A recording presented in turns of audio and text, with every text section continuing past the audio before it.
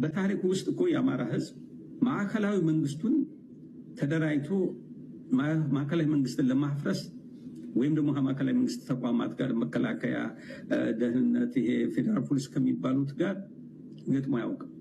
ይሄ ታሪኩም እንትን አያሳይም። ይሄ የሆነበት ምክንያት እንደ ህዝብ የደህንነት ስጋት አደረበት። የመገፋት በህይወት የመኖርን ያህል ነገር በጅምላ የሚገደልበት ወቅት ነው ያኔ። ለዛ ትኩረት ሳይሰጥ፣ ለሚፈናቀለው ትኩረት ሳይሰጥ፣ ለሚገደለው ትኩረት ሳይሰጥ ማን አሳሰበው? ላገዛዙ የአማራ አርሶ አደሮች የያዙት ትጥቅ፣ የአማራ ወጣቶች የያዙት ትጥቅ አሳሰበው። ይሄ በሚሆንበት ጊዜ የበለጠ የተለየ የደህንነት ስጋት የተደቀነበት መስሎ በህዝቡ እንዲሰማው ሆነ። በዚህ ጊዜ እንዲህ የመደራጀቱ ሁኔታ የግድ እየሆነ መጣ። በእውነቱ በየአካባቢው በተነሳሽነት ፋኖን የማደራጀት ስራ ተሰራ። አሁን ወዳለበት ወደ መጣበት ደረጃ ወደ ደረሰበት ደረጃ እንዲደርስ አደረገው ማለት ነው። እና እኔ እንደ ግለሰብ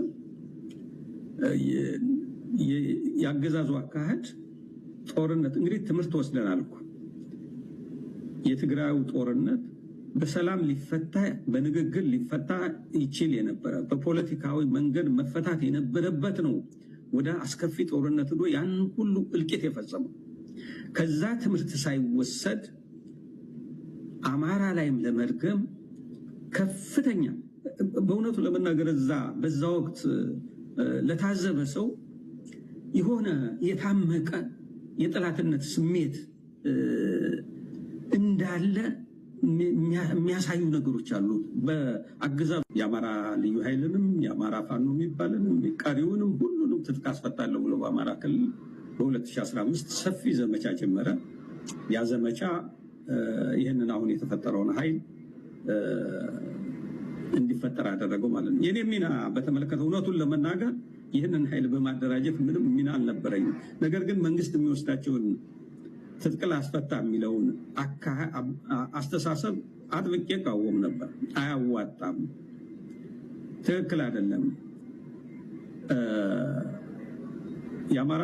የአማራ ህዝብ ያለበት የሴኩሪቲ ችግር አለ፣ የጸጥታ ችግር አለ፣ የደህንነት ችግር አለ። ያን የደህንነት ችግሩን መፍታት ነው እንጂ ትጥቅን በኃይል አስፈታለሁ ብሎ ማለት ተገቢ አይደለም፣ የበለጠ ነገሩን ያባብሰዋል የሚል እንደው ጠንከር ያለ ምክር አቅርቤ ነበር። በፖለቲካዊ ልዩነትም ሀሳብ አቅርቤ ነበር ማለት ነው።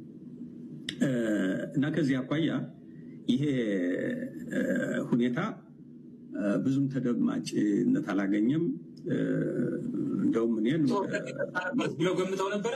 ጦርነት ሊያስነሳ ይችላል፣ ወደ ጦርነት ሊያስገባን ይችላል ብለው ገምተው ነበር በዛን ጊዜ። ምንም ጥርጥር የለውም። እምልህ አሁን እኮ አገዛዙ ነገሮችን ፖለቲካዊ ጥያቄዎችን በሰላማዊ መንገድ መፍታት እንደማይችል ገሃድ እየሆነ እየመጣ ባለበት ወቅት ነው ትጥቅ ይፍታ የሚለው የመጣው።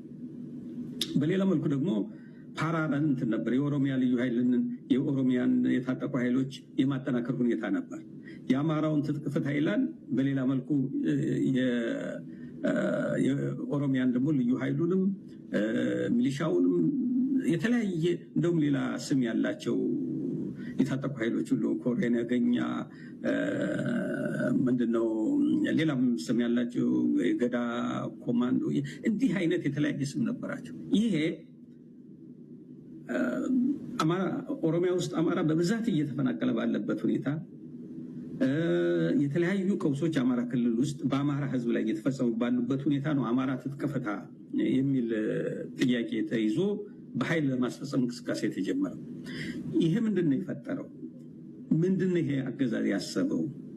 በእኛ ላይ አስከፊ የሆነ ጥቃት ሊፈጽም ነው የሚል የበለጠ የደህንነት ስጋት እያደረበት ሄደ ህዝቡ።